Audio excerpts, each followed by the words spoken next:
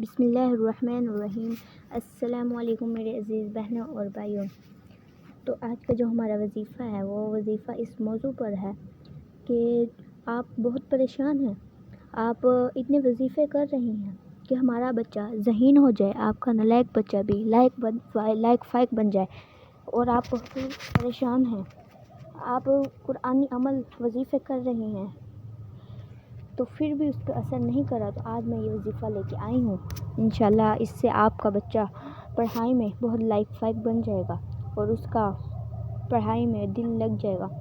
تو اس وظیفے کو شروع کرنے سے پہلے آپ ہمارے اسلامک ویڈیوز چینل کو سبسکرائب کر دیں اور بیل آئیکن کو بھی دبا دیں تاکہ ہماری ہر آنے والی ویڈیو آپ تک پہنچ سکے۔